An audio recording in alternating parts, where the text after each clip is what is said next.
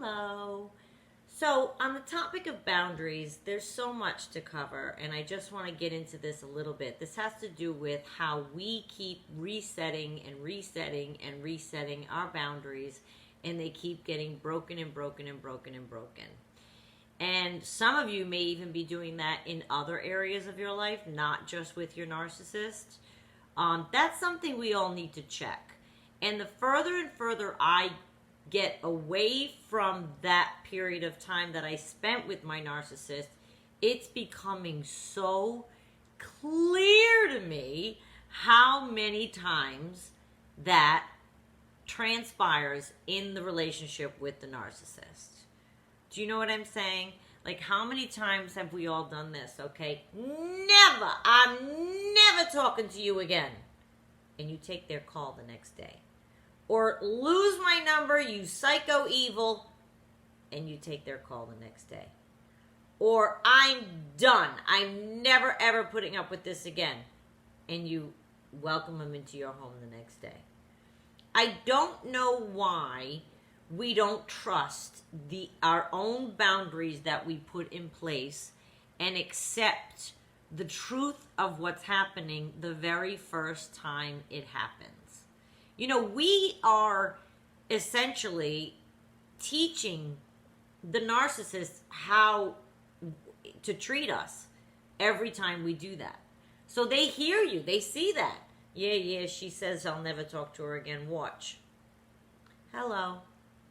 And that's how easy they figure out it is to get back into talking with you, or breaking down another boundary you changed or shifted or moved so that you can accommodate more from the narcissist. I don't understand why we do that, because we should trust ourselves. We know what we can handle and what we can tolerate, yet we push our own limits, and we know we're doing it. And why? We're afraid he'll what? Leave? Stay gone? Not come back? Well, I'm here to tell you, if I had kept and stayed true to my very first boundary that was broken with the narcissist, that when it first was broken, then that would be the only bad memory I had with the narcissist. These subsequent 487 times, I seem to always pick that number, the subsequent 487 times of bad memories were all, I'm not going to say my fault. Nobody signs up to be abused like that. But it was my permission that allowed it to be in my life. With the very first thing that your narcissist does wrong to you, you probably can't even picture cutting it off at the knees, because we're dealing, of course, with all of the love bombing, and we're waiting for that stage to come back.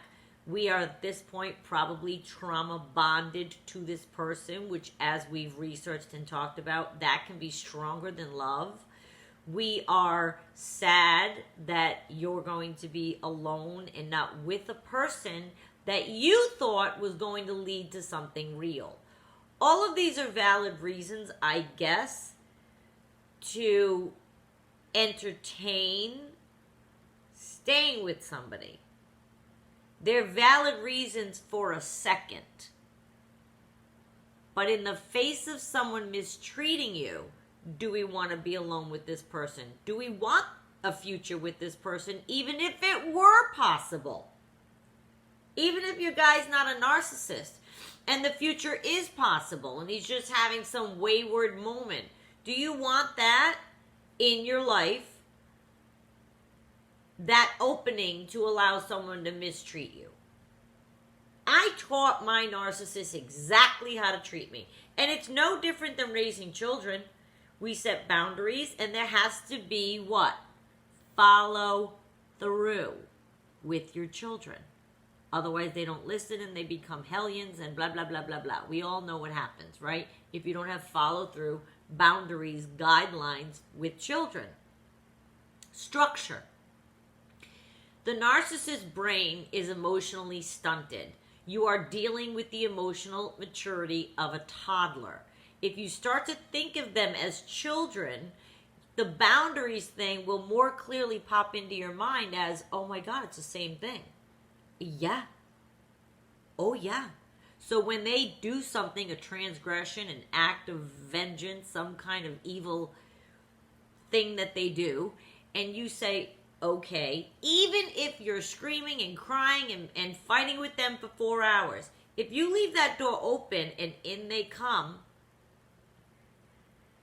they're in.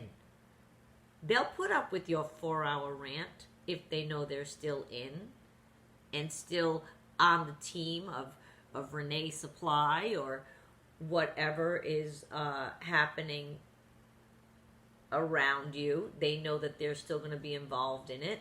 You didn't shun them from your life.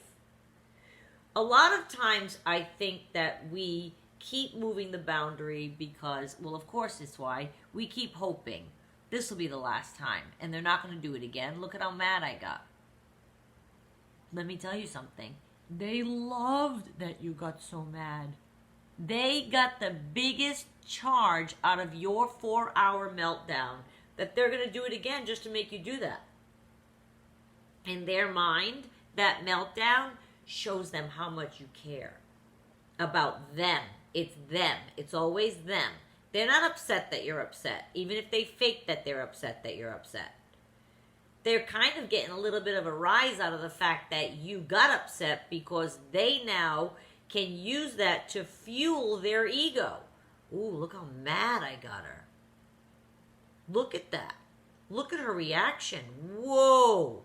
My narcissist used to even say to me, I don't know if you hate me so much or love me so much by that reaction.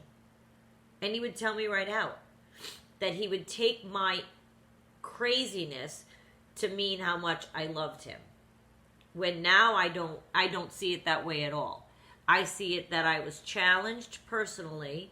I wasn't going to back down to what I was seeing as an external challenge beyond his control before I knew about narcissism. And I wasn't going to back down from the challenge. I'm going to be here for him. I'll move this boundary again. Next time it'll be better. Next time it's never better. It's never better. They don't respond to boundaries at all. It incenses them because nobody can tell a narcissist what to do. So in the very vein that we're trying to set boundaries and have them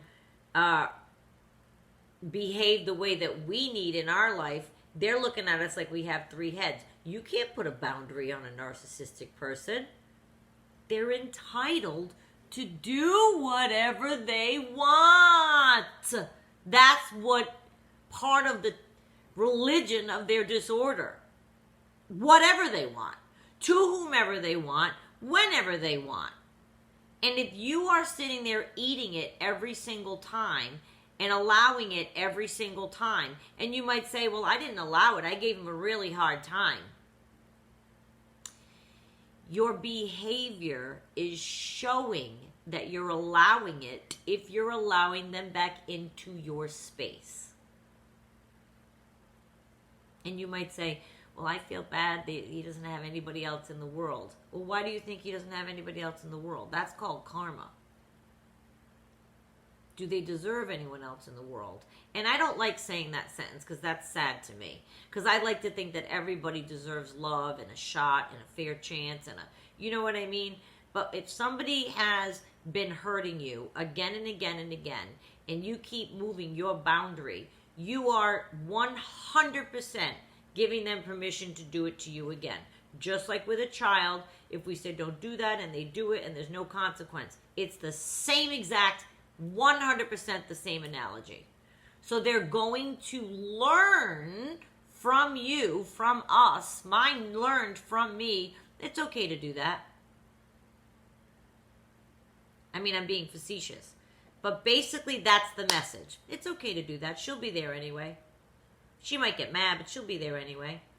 I look back on that, like I said, the further distance I get away from having been with that person, and I despise beyond anything I could describe to you that somebody on earth even one time thought that about me. Thought, oh, she'll be back, or she'll let me back.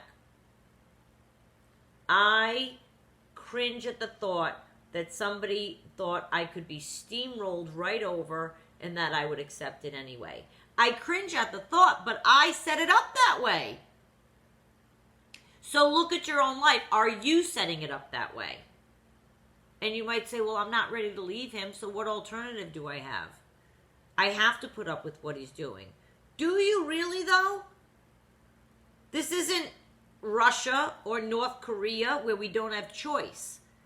You have choices every day on how to behave and what to accept and what to insist for your own life. And the day that you realize that you have choice is hopefully the day that you'll start executing a choice that is good for your boundaries and respects your own boundaries. I'm at the point now that if somebody thinks about mistreating me, I'm out. I hope. I'm not dating anymore, but that's what I hope I am. That I have this level, this is where I want it to be. I don't want someone to be below this level in terms of treating people, treating me, treating the world, treating their own life. I have certain things that I want from a person, certain things, and they reflect what I'm willing to give a person. So you get from life what you put into life, yes? So the energy we put out into the universe comes back to us. If the energy you're putting out is completely accepting of someone that keeps breaking everything that is important to you, you're teaching them how to walk all over you. And it's time for you to step up. And I say that with caution because, again, if your narcissist is dangerous, you really do have to approach things differently. And there's help you can get. And you might even have to involve legal and police and all of this. I just really want all of us to respect our own value of ourselves. There's reasons you have things in place that you don't want someone to treat you a certain way. And forget about your partner for a minute. Would you accept that partner's behavior? Would you accept it from a friend? Would you accept it from a sibling, a cousin, a coworker? Probably not. If you pictured their behavior on somebody else, you'd probably say, oh my God, I'd never talk to that person again. Yet we hang on because we're so desperate for that love bombing person to come back. We need to respect our own boundaries and remember, I am not even kidding. I've thought it through. If I had kept my first boundary, I would have one bad memory of the narcissist. That one. I would have cut it off, and that would have saved me however many subsequent horrible times, which only got worse with every boundary move and acceptance back. Of course it did. Of course it did. It's like a monster child being developed before my eyes. That's what I did. And I didn't put any of my own value into the relationship. So I encourage you to look inward at what you've been dealing with and how you might be able to turn that around and say, you know what, maybe I can't leave, but I certainly don't have to put up with this anymore, and I certainly don't have to put up with that anymore. And I can certainly, even if you've not done it before, it might shake things up, but you have a right to live a peaceful, happy life. So whatever you can do to bring that to yourself, you should do. That's all. Chin up.